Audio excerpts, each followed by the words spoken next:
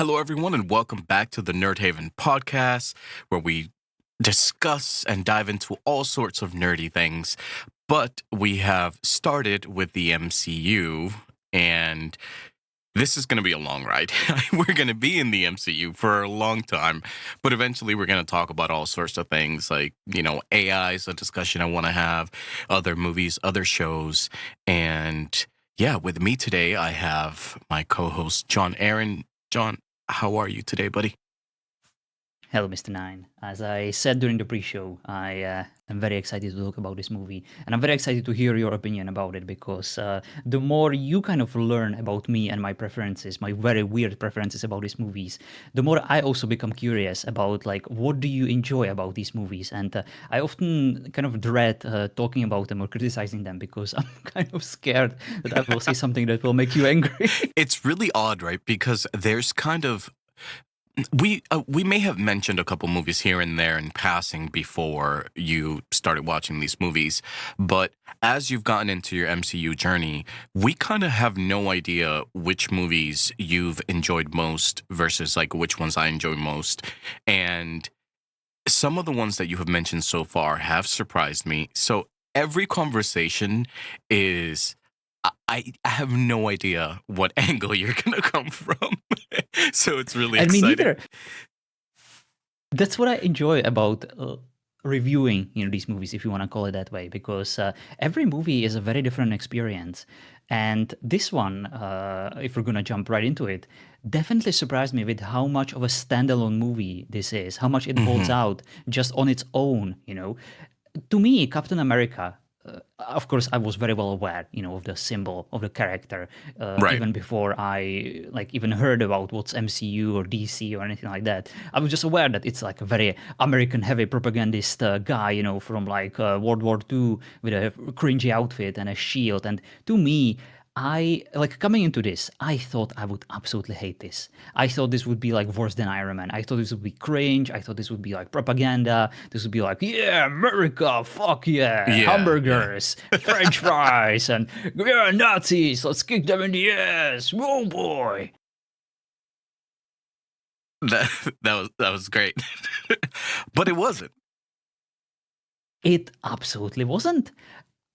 I I'm gonna have to split this movie into three parts in order for my brain to process it properly, Okay. because it's almost like stages of grief, or in this case, stages of anger that I have experienced throughout my watch time, and I think it will create like a very nice synopsis, for my viewing experience of this movie, and it goes something like this. Uh, the first part is, of course, the scrawny America. I called it the relatable parts of life of John Aaron. I will get to the details later. The second part is the Queen Victoria, aka I'm pissed the fuck off. I will have many things to say about a certain character in this movie. And as is tradition, I would like to apologize in advance to all women in our audience or in this world. I love you. You are amazing. And I have nothing but good things to say about certain women that I know in my life that have formed my life and that I have enjoyed in many movies. This movie, unfortunately, offers a viewing experience of one of the worst female characters I have ever experienced in my cinematic history, and it will give me no pleasure to talk about her, but it has to be done because Uh-huh. she is the worst. Yeah. And the third part is just skippable fight scenes and explosions, so that made it easier for me to watch it the first time. Yeah, there's definitely a lot of. All right, so let me just say this right off the bat. When I watched this movie originally, I I did enjoy it, but it was never one of my favorites. And I think it was because it was a little different than like what we got in Iron Man and what we got in Thor.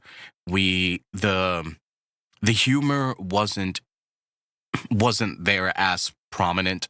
The It was a bit darker in tone, or a bit I don't dark is probably not the right word, but just more serious, and it felt different as far as some of the origin movies.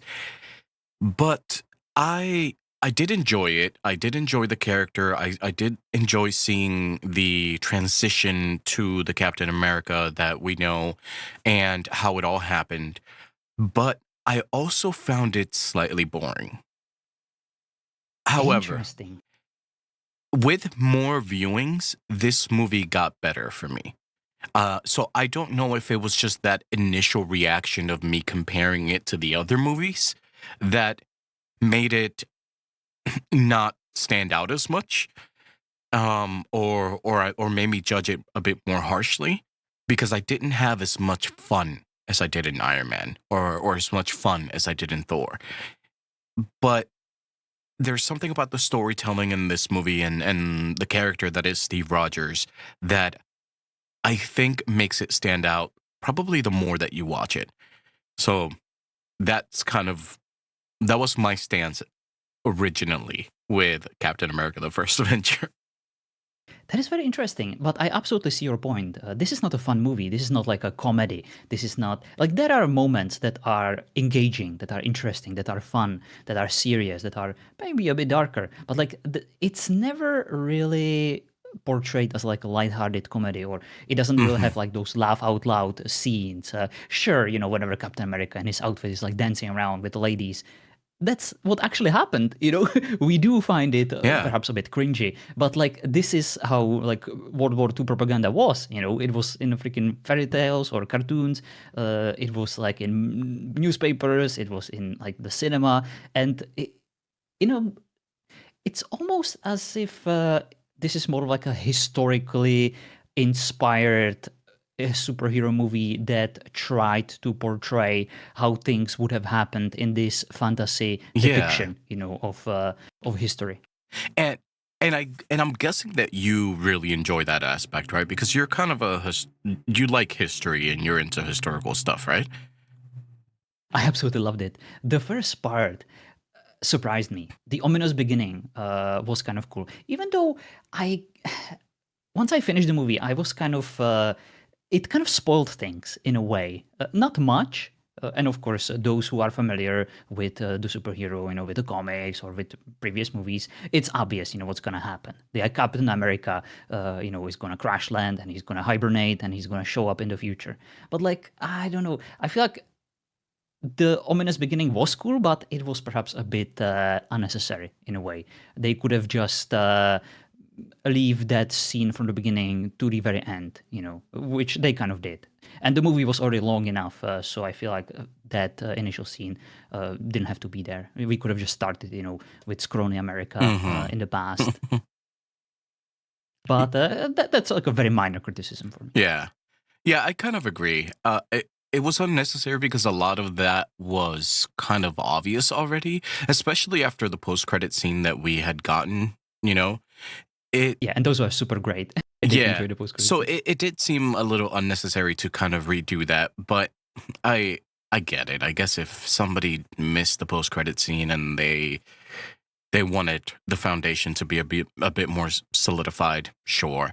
Um, I think the problem that I also have with this movie, and it's not anything to be said about the movie, it's more about me. I don't love war movies. I Understandable. I'm not really into. I'll watch them, and some of them I really enjoy, but this was like what you said, a historical war movie, and what a superhero would be like at that time, and so I guess that for me, that impacted my viewing experience quite a bit. But at the end of the day, especially going back and doing rewatches and stuff like that, and as you get to know Captain America more and the way that he fits in with the group and all these things, I actually love being able to go back to Captain America: The First Avenger and experience Steve Rogers in his time. Um, because it kind of makes you appreciate Steve Rogers, the man out of time, even more.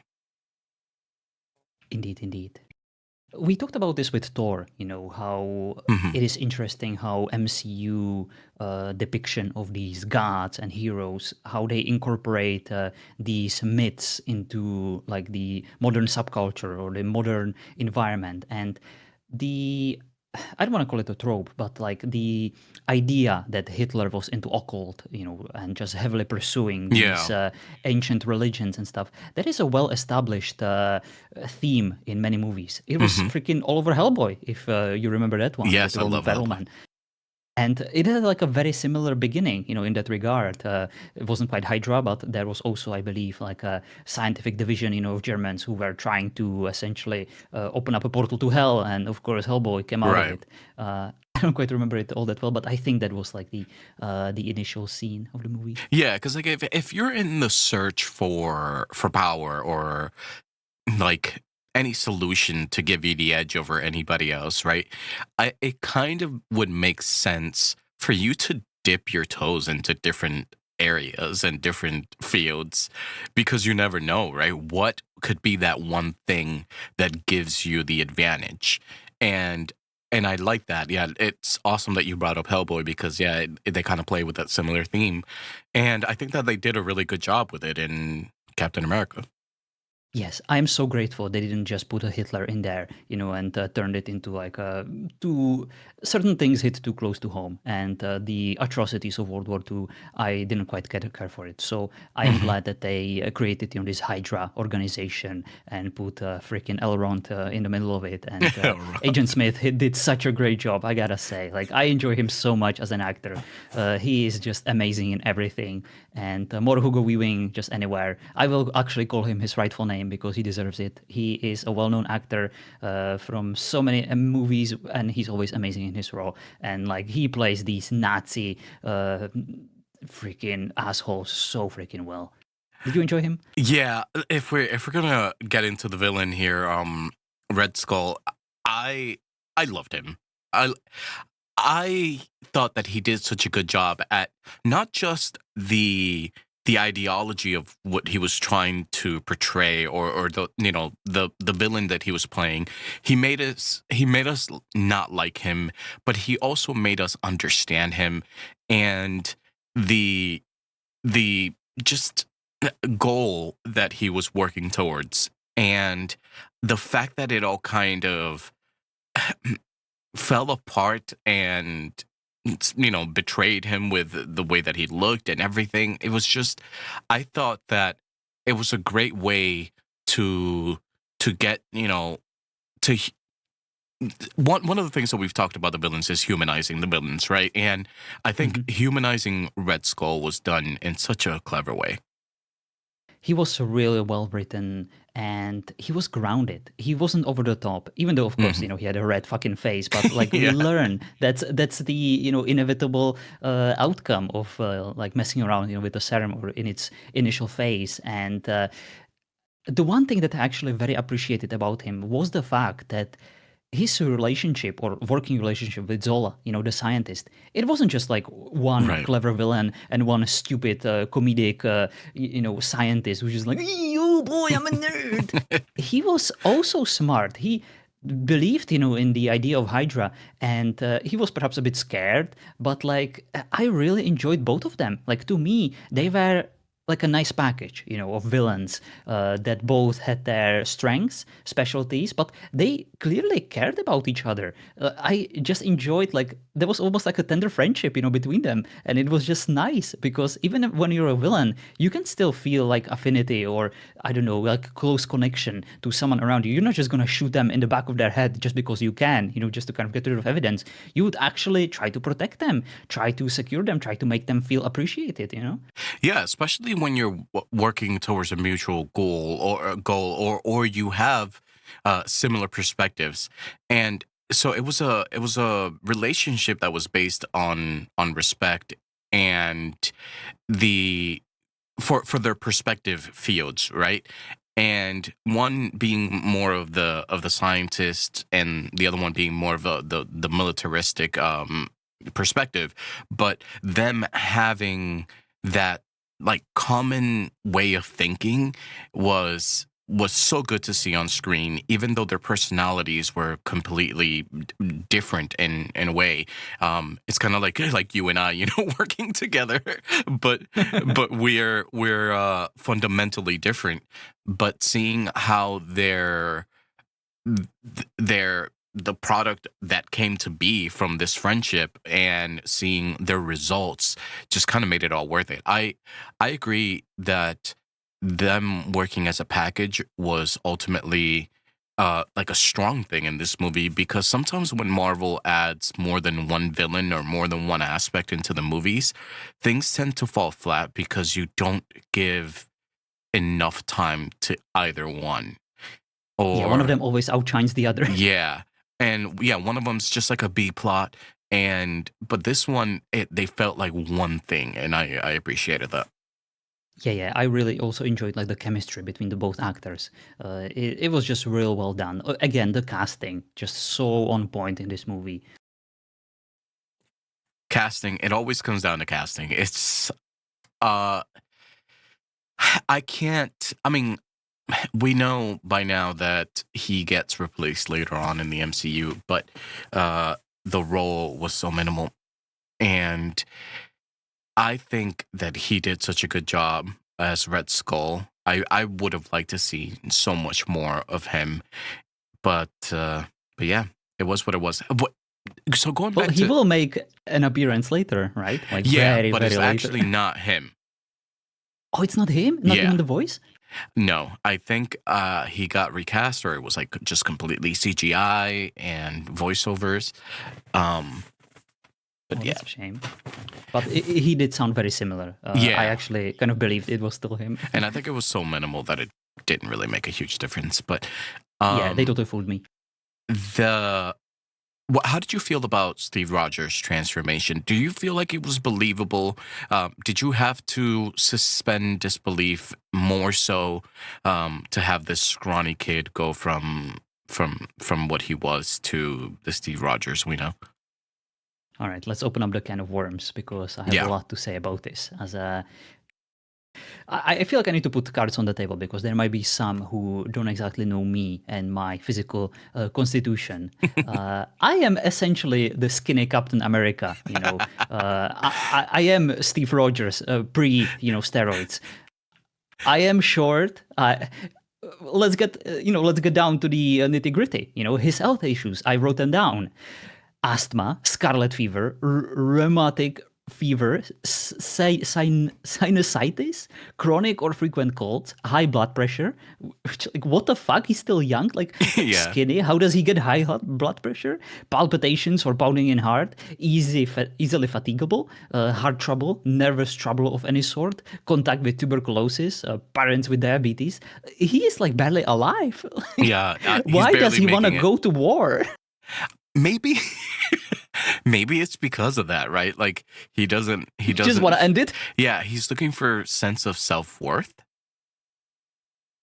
Yeah, and they really sell that storyline and his motivation Mhm. well. Of course, I am, offering that question, but I of course know the answer because the movie really convinced you that he is, a man of character. He does have a heart of gold. He does care about others. He doesn't want to go kill Nazis. He wants to protect. He wants to punish the bullies. And I feel like considering the war is essentially a meat grinder, they should have let him. He didn't have to like Yeah. jump through so many hoops. Just put him into a freaking trench and let him shoot some Nazis, and you'll save up a lot of money on like health insurance and stuff. Yeah, I but think that but was yeah, one of the interesting things was that Steve Rogers was never about being on the offensive, more on the defensive, and he just wants to protect, not destroy, and it goes such a long way with his character.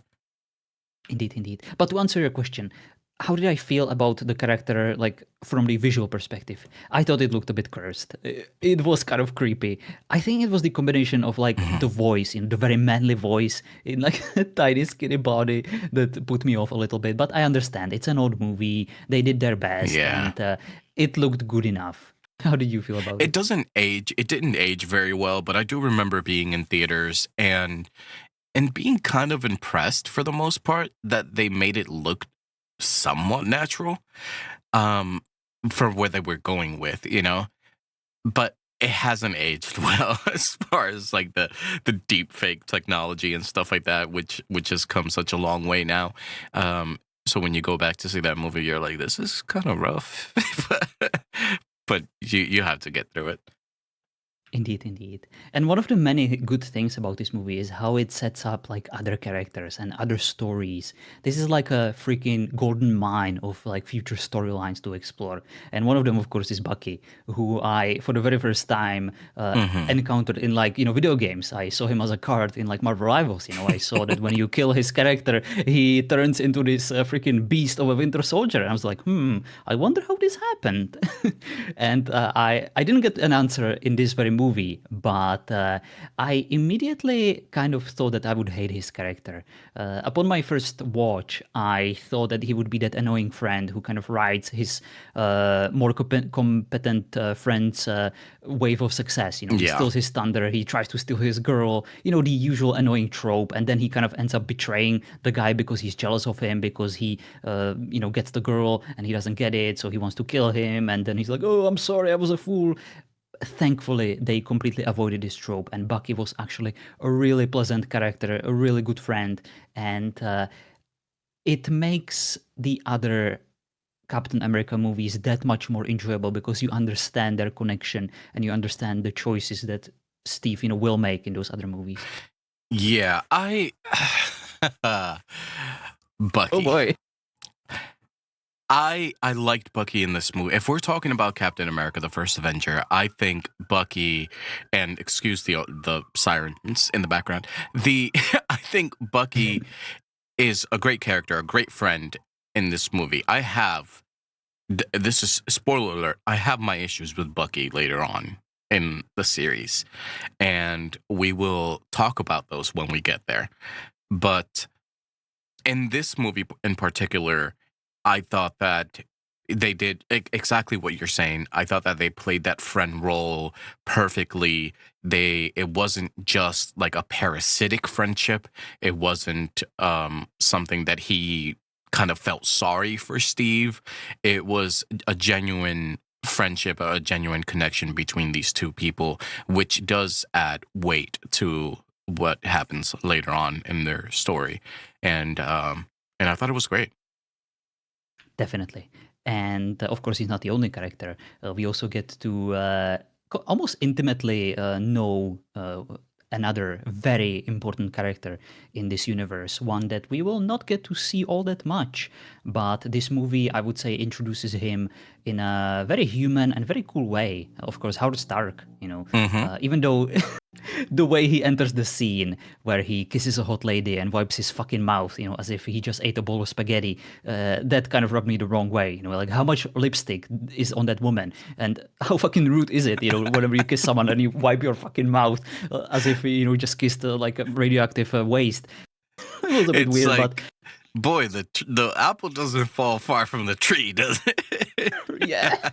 But I did enjoy him in this movie. He was cool, and I am glad that they didn't do like a stupid shit, with him kind of hitting, on the girl, and then it was very obvious. Even though he eats cheese, that's the fondue stuff. We'll get to that, but yeah, I did enjoy Howard Stark. We'll get to that. Like he has a whole section on the cheese. Oh, oh, you have no idea. But yeah, no. Howard Stark is it's a character that's sprinkled here and there in the MCU, and it's always nice to see him, regardless of what the role is, uh, because he kind of makes other people shine in a sense that in this movie we saw the importance of his role, but it wasn't about him. But we can understand how important his role was in all of this. And later on we see him in either flashbacks or recordings and stuff like that in Tony's story. So it's always kind of nice to see how they sprinkle Howard Stark and the influence that he's had on the story directly or indirectly. Yes, very well put, because he's like an amazing background character that, as you said, is there to make other characters stand out.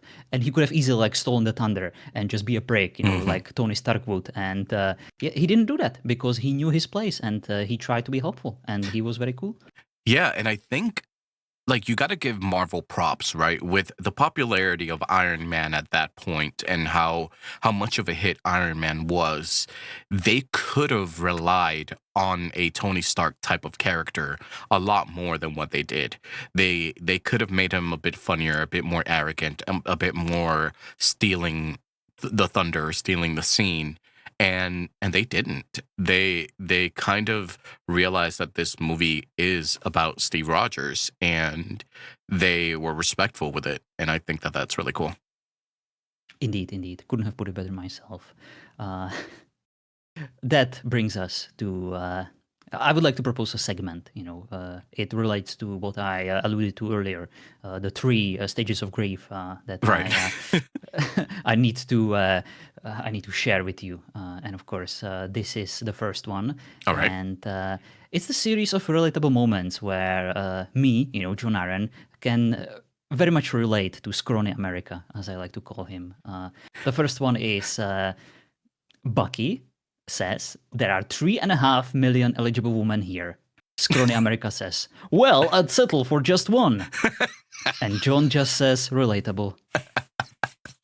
Then, of course, Bucky takes his scrawny friend for a double date with two hot ladies, where one of the ladies gets to have a tall, badass, confident soldier guy, and the other lady gets a short, awkward guy, and pretends scrawny America isn't even there or doesn't exist, and rejects his gracious offering of his nutsack or popcorn or whatever he was presenting to her.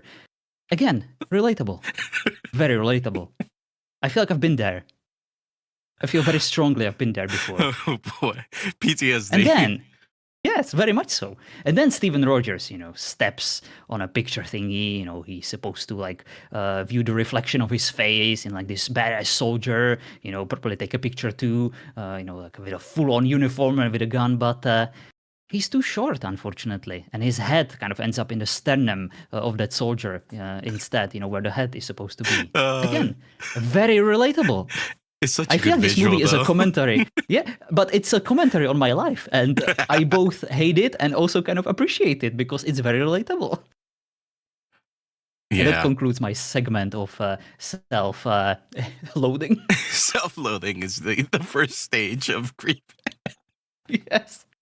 I can see where you're coming from. It doesn't apply to me at all, but Good for you.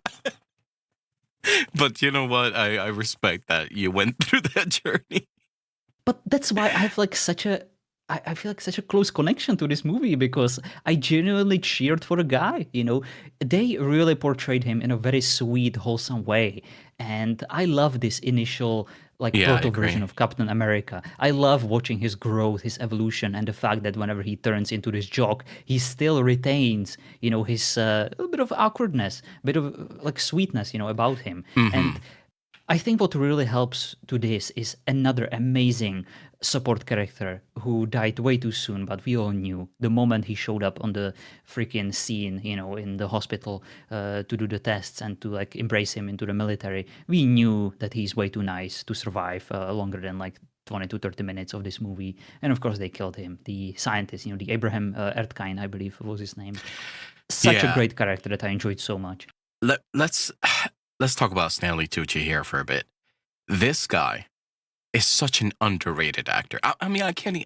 I'm not sure if underrated is the right word because a lot of people know how good he is, but in every scene, every movie that he shows up, he disappears into a role and he does not phone it in. He's one of those actors that I feel has never phoned it in. It's like he gives it his all into any role. And in this role for such a limited time, like what you were saying, it's like, how can you love a character so much in such a short time?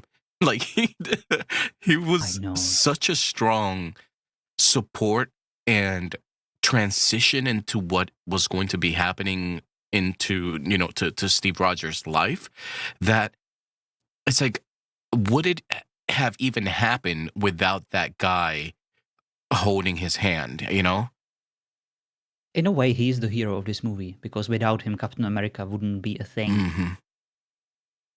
Yeah. But he And also created a bad guy, so he's so that's true. important. And as you said, he blends in like so well. He enters the role, and it's just amazing. Like I never even heard his name when you mentioned it before. I don't know who the actor is, but he should be like freaking everywhere. His German accent was kind of on point. I just very much enjoyed him. Yeah. If you've seen like you, I'm not sure if you've seen the Hunger Games movies, but he was there too, and his character was like a bit eccentric and ridiculous in the best of ways. And he's done a lot of other like roles with different accents and stuff like that, and he just kind of disappears into his characters. He's so great, but we yeah, we learned to appreciate him as a side character, and again, kind of like Howard Stark, right? It's like we understand how important he is in this role, but we also like we move past him quickly. The movie doesn't center around him, but he plays his role, and he plays the purpose as we move forward. Yeah, it was very sad when they killed him, but it was unfortunately very, very much expected because I know better. I've seen movies like this, and he was way too good of a character, way too important, way too nice, way too likable. He needed to be there for, just Steve Rogers' character progression. Yeah. So what is your second stage of grief, sir? Ah, let's talk about Queen Victoria. What's with the accent, Queen Victoria? Initially, I thought that's racist, but upon continuing watching the movie, I thought that's very, very. That's a very nice line, and she deserves it. But we'll get to that. The scenes where he entered, the training program, I thought it was also very well done. Even though I do find it a bit unbelievable that a bunch of soldiers wouldn't be able to climb a fucking pole. If you can't even climb a pole, you're not a fucking soldier material. Like, go pack your things and go home.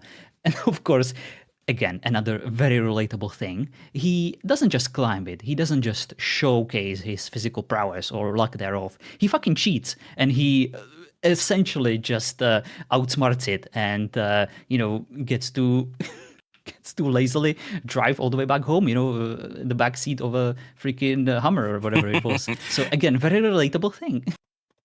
Yeah, work But smarter, not harder. Like I exactly. always make the joke that I was meant to work with my brain, not my hands, and Yes. and that was like a perfect example of that.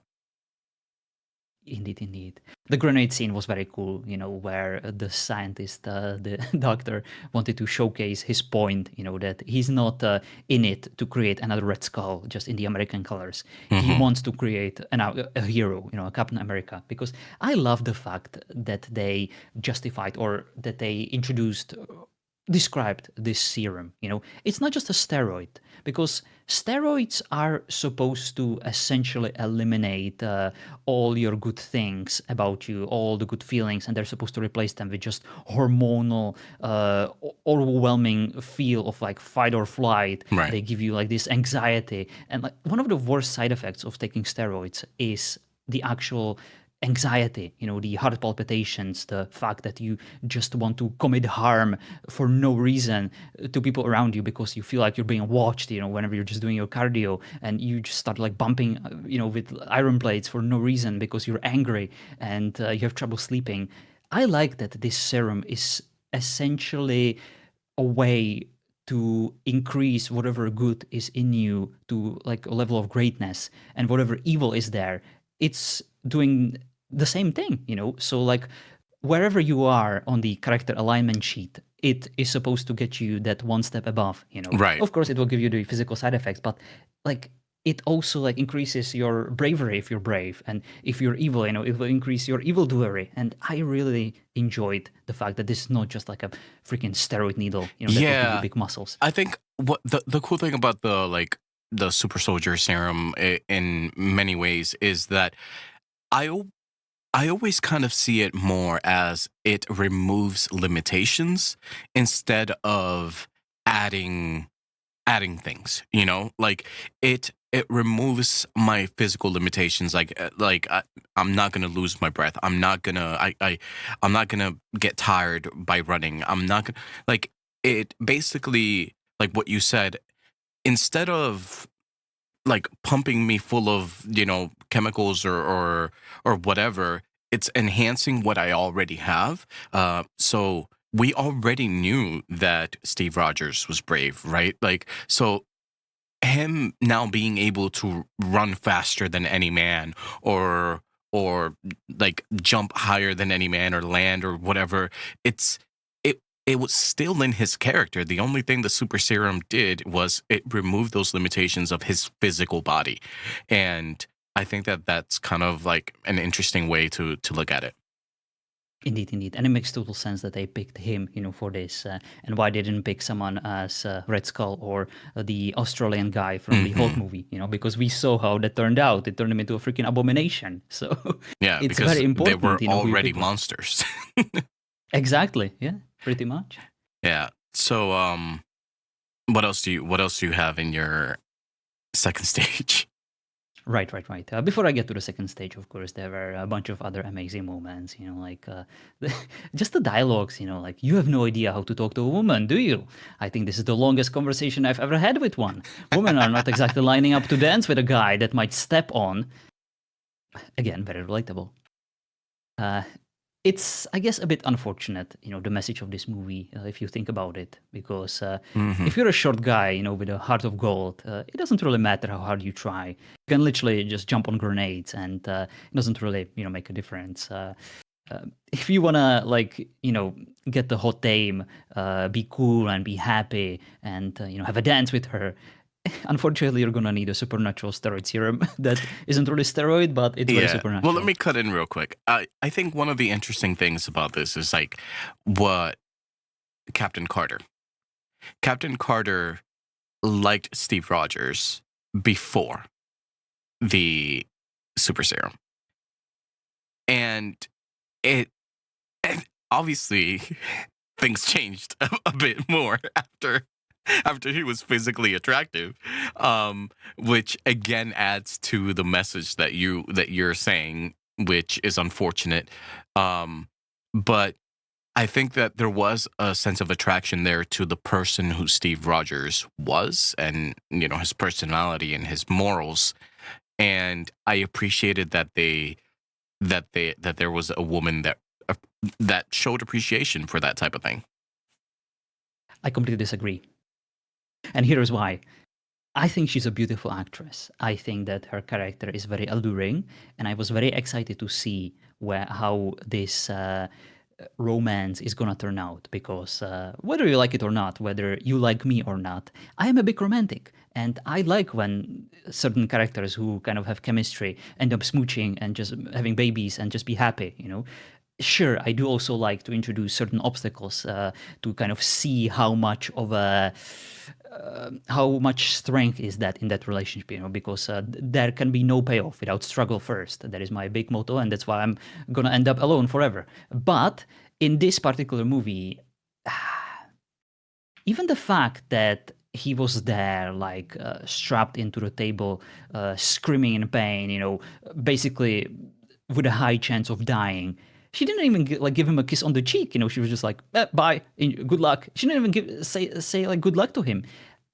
From that point on, I thought that that's kind of an asshole thing to do. He might die. At least, like, give him a handshake or something. Just kind of walked away. And sure, when he started screaming, she wanted to like stop it, but like he didn't want to. Obviously, he was in it like for the long haul, and he wasn't about to like give up. But I don't know. She rubbed me the wrong way from the very beginning, because I was convinced that she would be one of those like sassy ladies, and they gave her the accent just to be sassy and, to be like a badass lady who doesn't need no man. But we'll get to that, because I have a lot to say about her and certain things that will come up later. For now, I'm just kind of enjoying, the fact of the transformation, and how kind of bare feet Captain America is running around New York and like chasing, the spy who Yeah. really fucked up if you think about it. He kind of waits for Captain America to become Captain America. Then he like shoots the scientist who already like finished his job. It should be pretty easy to replicate like whatever just happened there. He probably wrote down like a formula for the serum and stuff, but he just kind of the timing is very weird. And I don't know, the whole like I will have many things to say about Hydra later, so I will keep that for now. But uh, in this movie, I did very much enjoy like the Hydra, the plants, and the fact that it kind of grew over the Hitler shadow, as they put it in, and they kind of ended up doing their own thing, and the Yep. fact that they were highly advanced, in terms of technology and stuff, and I did enjoy it, and the following parts about the propaganda and how they put Captain America in that suit and how he was dancing those musical numbers. I thought it was kind of charming. I always enjoy this stuff. I did find it a bit comical. Did you find it cringy, or was it fun? I thought that it was fun. I thought that it worked because I think most of that kind of it shows you how quickly things can move on from what you think, especially in the military.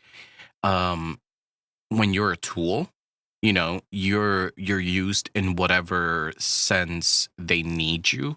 In fact, one of our key values in the Air Force was service before self. Like they make you repeat that like over and over. And so this type of behavior, or this type of lifestyle that he was living at first, kind of puts um that first, right? Service before self. You're doing what they need you to do, not exactly what you were made for.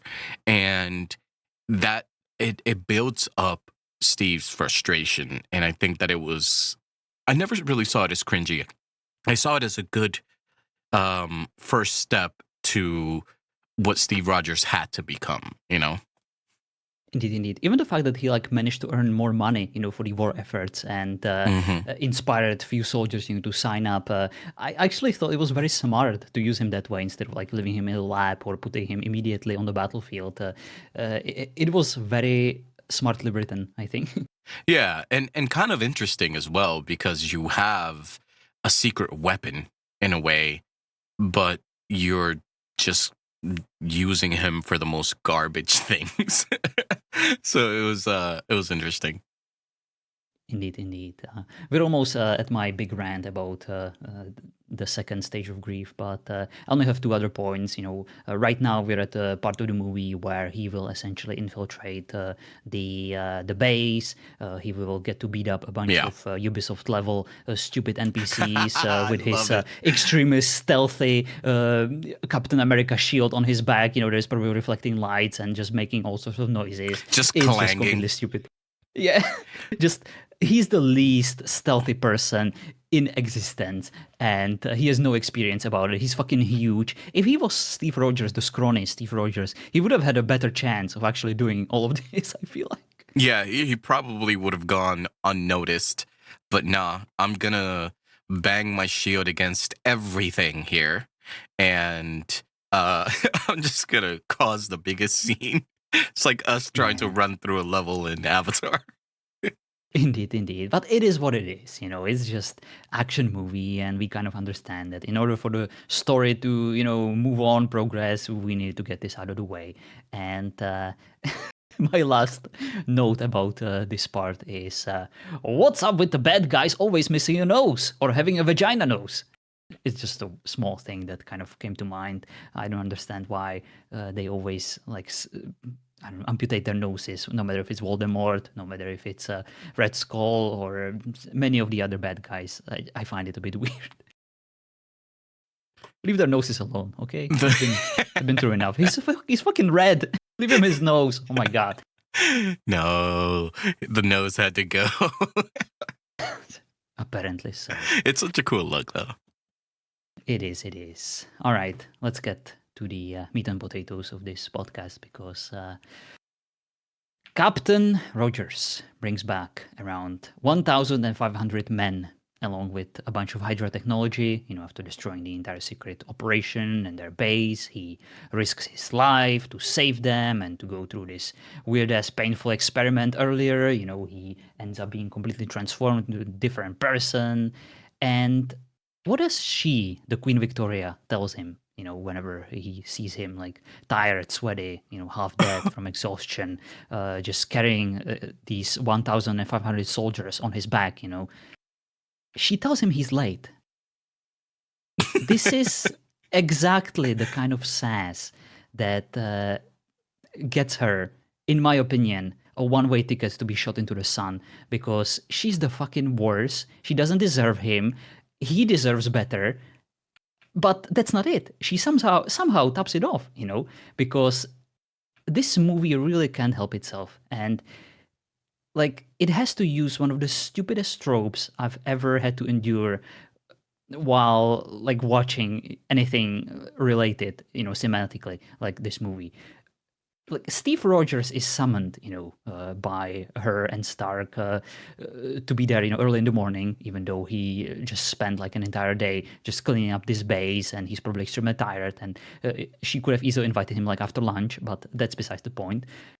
He gets to talk to this cute blonde chick, who invites him to wait there because she's very nice and cute and very accommodating, as she's supposed to be. He's after all a war hero. And she doesn't even know it's him. She looks up after reading about him in the newspaper, and voila, it's him. And knowing full well he just saved hundreds and hundreds of human lives, she discreetly pulls him into her workplace, that is supposed to be private, where they can have, just like a nice private moment where she just gives him a little kiss, out of gratitude, just alone and respectfully, because he was heroic and even humble about it. But that wasn't even like a kiss from her, that was like a kiss from all the wives whose husbands he saved on that day. Yeah. And as far as I'm concerned, she should have given him a blowjob. Because like that's the least the man deserves, like if I was Queen Victoria, the fucking British lady in this movie, this Agent Carter, I would have stood there while she's giving him the blowjob. I would have saluted and sang the American anthem, because that man fucking deserves him. He's a hero, and he doesn't need this fucking drama bullshit from her. That's what the man deserves. He deserves respect, and he deserves a blowjob. And I'm not apologetic about it whatsoever. Yeah. But what does Queen Victoria do? She stream snipes him. She totally stream snipes him. She barges in like she owns the place and acts as if he betrayed her love. Their tender love that has been developed and built up over the course of like several movies. She interrupts him, both of them. She's acting as if, she was never interested in him in the first place. It was all in his head. She's not jealous at all, totally. He's just stupid. He's just a random soldier. He doesn't mean anything to her. And then, like, she insults him for not knowing anything about women. She loves throwing this insult around, as if it's clever. He may not know much about women, but I feel like he's better for it, because women in this universe, especially if they're like Queen Victoria, are kind of assholes. She's not a woman. She is an asshole. And I hope she will die alone, because she deserves it, how she treated him. I am firmly on the side of Captain America. And you can say, that I'm an asshole man, and I'm not a feminist, and I don't know anything about women. Oh, well, I know a thing or two about assholes, and she is an asshole. But somehow, she's still not done. After everything he went through, she decides to shoot him. You could say, how romantic. She's hurt, he freaking broke her heart. Yeah, but I feel like attempted murder is not the best solution. And when she falls to kill him in cold blood, she gives him a scowl, as if, how dare you surviving my attempt to murder you? And what does he do? The sucker he is, completely gaslit and manipulated and blackmailed by her. He carries a watch with her face, like at all times on him, because he still cares about her for some reason. Because that's what heroes do. That's what Captain America does. He's a hero. He's romantic. She doesn't deserve him. He can do much better. And yeah, that's pretty much stage 2 of my grief. Of this wow. Movie. That was a lot. How do you feel about her? I don't mind Captain Carter, or whatever the hell her name is at this point. I think that their relationship is one of those things that is like that not only is it put on the back line for the movies, but like in their personal lives is put in the back lines. They both are focused on their military careers. And I do agree that there's certain things that happen that seem unfair to Steve Rogers. And this is actually one of the things that bothers me, but it's consistent with Steve Rogers' character. He will like go through his life with like holding on to something that didn't necessarily or wouldn't have necessarily held on to him. It's a problem that I had with him and the Winter Soldier later on in the series, and it's a problem that I have with like Captain Carter or Peggy, I guess. Um, she she did kind of had those moments that it almost felt like he wasn't a priority to her, and he he held on to that memory of her and those feelings that he had for her, and it's kind of sad. it's it's kind of sad, but it is a Steve Rogers thing to do, and it almost adds more to his character than it takes away, I feel. Indeed, indeed. I do like that they decided to go this way. And despite my criticism, about this, this actually contributed towards me kind of enjoying the movie. Sure, I would have done it differently. I would have written things differently because I really think that they kind of struck a gold with Steve Rogers as a Hmm. character. And I do like that he will have more movies. I will keep my opinion about how they continued his character and developed it further to myself for now. But I will have an opinion about it once we get there. Yeah, we'll definitely talk more about it. And yeah, so I will leave it at that. But the final scene, of course, was kind of sweet. When he when he had to take a rain check on that date, and he's gonna be late, unfortunately. And of course, the tesseract gets lost underwater, which was kind of funny. It kind of melts through this steel airplane, and then kind of just ends up on the ocean, not melting through the planet. Yeah. That's just nitpicky bullshit. But Nitpicky, but yeah. it was very cool where we could actually see that this is not just like a technological miracle. This is an actual infinity stone. You could literally see the universe kind of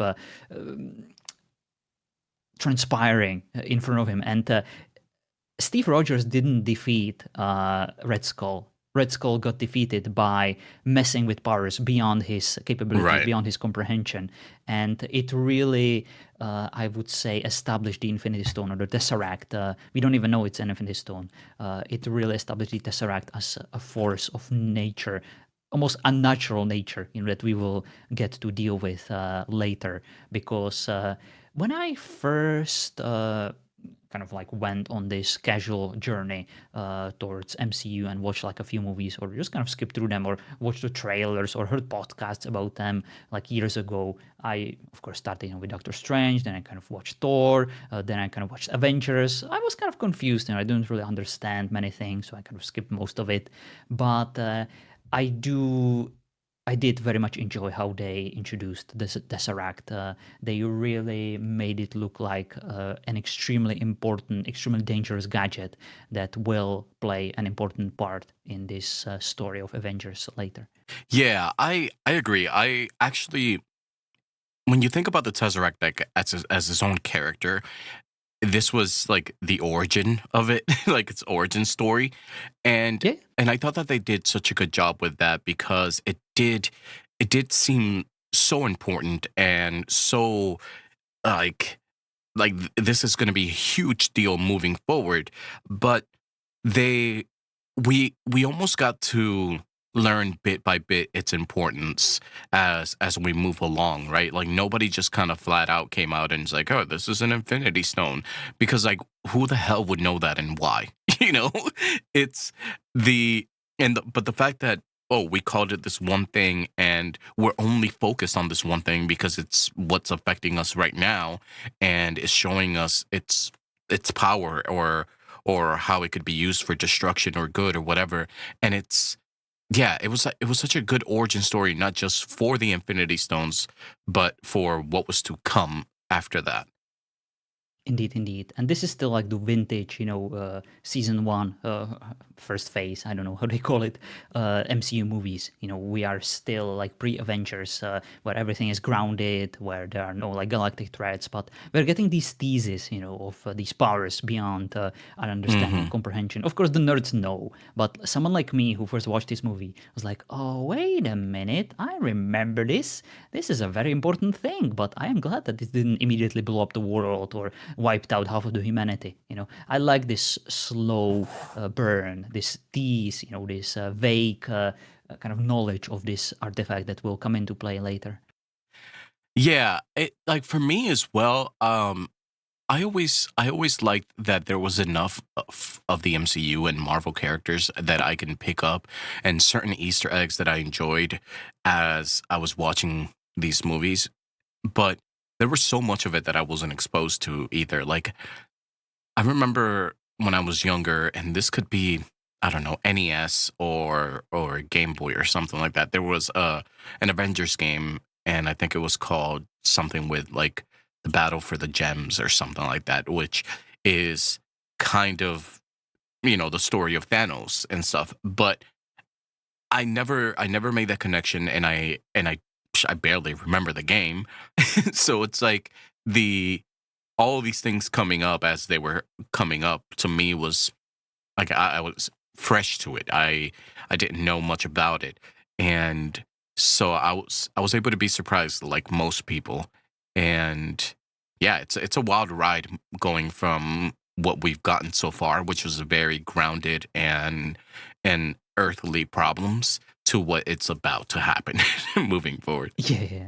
And it's very interesting because I never actually made the connection that Tesseract is one of the Infinity Stones. I Hmm. just thought it's like this device that essentially creates power, and it's a power source, like a cosmic power source that somehow extracts it, like from a vacuum or from other universes or something like that. I never actually realized that, it plays this important role. Yeah, I agree. It was the same for me, and then for it to be developed further, again, it's like it's its own character that got character development. So Yeah, you have to it was admire the interesting. fact that they give character development to a freaking stone or like a An piece of object, yeah. object. Yeah, yeah. So what else do you have in regards to the movie? Did we get to your third stage of grieving? Oh, the third stage is mostly just about the fighting because even though I skipped through most of it, I always find Captain America's way of fighting very meaty, very enjoyable, very rewarding. The way he throws the shield around, it looks really well done. It looks very cool. It looks like it hurts, but it doesn't immediately kill you, decapitate you. He's kind of like a Batman, He probably Hmm. prefers to just knock people out, or like a Daredevil, instead of just straight up murdering them, even though it would make probably more sense to just kill these Nazis because this way they can just come back, and continue killing your other friends. But I understand him, he's like a good Christian man, he wouldn't kill a fellow man. He would like to give them a chance to perhaps change their mind, even if it costs him his life, He can do this all day. And even though I'm not a religious man, I do appreciate these characters when they're well written like this, like Daredevil, like Captain America.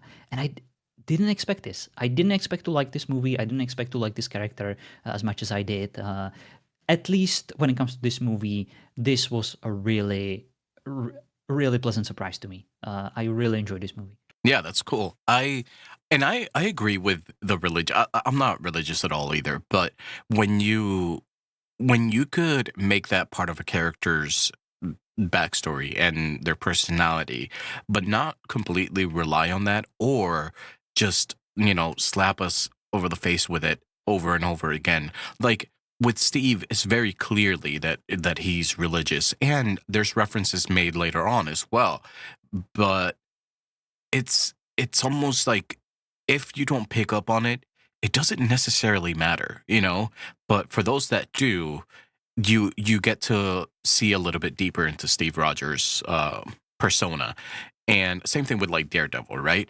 But Mhm. I like that it's not something that's just consistently being like beaten into you. And I think that they do a really good job with the balance of it all. Yeah, the movie never gets preachy about it. It's very appreciated and I would say very kind of refreshing, you know. Hmm.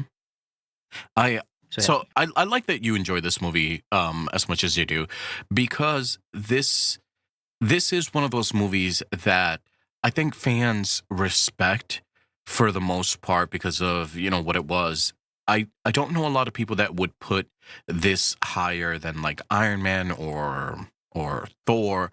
Um but when somebody tells me that this is one of their favorites or that they enjoy it, I can't help but to be like, you know what, that I respect that because there's a lot that was done differently to this movie that you can tell that they weren't afraid to explore a different genre. And I feel like for the first time in the Marvel movies since, Iron Man started and things like that, this was the first time they kind of decided to make a different genre movie, and it worked. indeed, indeed. I also kind of enjoy the irony, you know, that what the Germans want ultimately. They wanted to like wipe out most of the lesser races, you know, quote Hmm. unquote. They wanted to replace them, you know, with this Aryan prototype of a Ubermensch, you know, this person with blue eyes and blonde hair, you know, and lots of muscles. So what do Americans do to combat that? They create a muscly man with blue eyes, blonde hair, kind of To kick use their their own weapons ass. against them. Yeah. Yeah, So it's kind of hilarious. yeah, it's pretty funny. I never actually made that connection, but that is funny. All right, Mr. John. So we've been talking about this for an hour, and it's been a good discussion. This movie I thought would get a longer discussion than some of the other ones, just because of the differential in themes and tones, and going back to make it like a war movie, and what it the subject matter that it's actually covering is much more different. But Iron Man in itself, in some parts, was had some war elements, but not exactly like this. And Indeed. And the diversity of these genres and themes mhm. makes it much more easier watch, you know, to like to go through all these movies, even in like rapid succession where I watched like three of them during one day. But it's just nice, you know, that these movies are so different, yet they all kind of connect to each other through these explicit ties. It's very interesting. Yeah, I agree. Because I mean, how tiring would it get to binge movies if they're kind of all the same and hitting all the same beats? It probably wouldn't be as good of a a journey. Indeed. But yeah, is there anything else that we missed that you'd like to cover before we wrap up? No, no, no. I appreciate it. I think I spoke more than enough in this episode. I think it's time to do the ranking. Where do you stand on this movie? All right, so I think for Captain America, I am gonna put it above the the Hulk. That comes to no surprise. Um, just because I didn't have as much fun for me. Doesn't this doesn't stand as one of the most rewatchable movies for me. Um, so it does fall under Iron Man and Thor, but I do put it above Iron Man 2 because I just think it's a better film. And um and yeah, I think that about covers it. My ranking goes as follows. The first movie that I enjoyed the most so far, The Hulk. The second movie that I enjoyed after Hulk, very close, Doctor Strange. The third movie that I enjoyed the most so far, also very close, Captain America. And then of course it's Thor, it's Iron Man 2 and Iron Man 1 at the bottom. So I did pretty much do the exact same thing that you mentioned that most of the people would probably do otherwise differently. Yeah, but that's why I enjoy talking about these movies, because you get something different than what I feel the casual Marvel fan gets out of these movies, you know? And when you can have that sort of experience and enjoy these movies for something different, I think it makes for a better conversation. Um, we'll talk about some of the other Captain America movies down the line and, you know, where his character goes and is further developed. But next, I believe we have the Avengers. Yes, indeed. It is the Avengers time, the big one.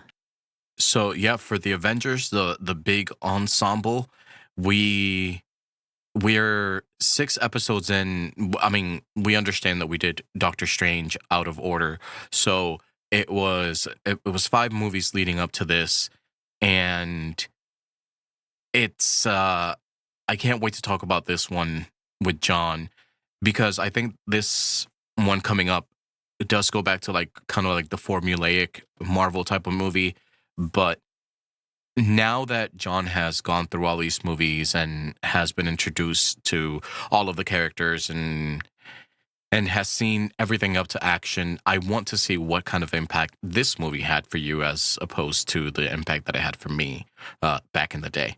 So I can't wait. I'm very excited to talk about the Avengers. Same, same. All I can say is that they did a good job with this movie when it comes to introducing, well, not introducing, but just the post-credit scene, where you saw Captain America, of course, waking up, from the cryo sleep, and of course Nick Fury being there and kind of inviting him into the Avengers.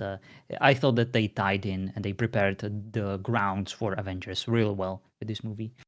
Yeah, yeah, yeah.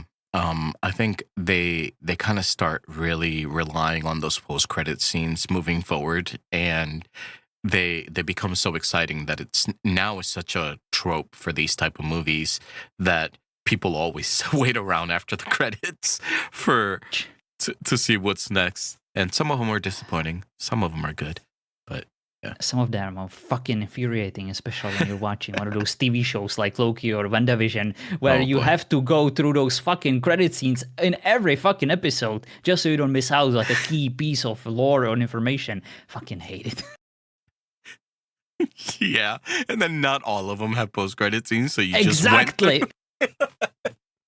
It's like, Fucking hate yeah, them. it's like all or nothing. It's hilarious. But yeah, thank you guys for listening in and hanging out with us. Um, Thank you, John, for chilling for a bit and talking about this. You really put in some rants in there and some really great points. Um, Thank you for and bearing with me. I understand that some of my views might be considered a bit controversial, and that's okay. We can all be wrong, we can all be right, but as long as we are respectful towards each other, as long as we understand that we all come from different perspectives, backgrounds, and we like other things, and that all of this is just fun, and we're watching movies, and they kind of inspire us to make these funny comments and think about things, then it's all good. it is all good. That's kind of what it's all about, right? Fuck Queen Victoria. I hope she dies. Jeez. Well, again, thank you guys for hanging out, and we will see you on the next episode for the Avengers. See ya. Bye bye.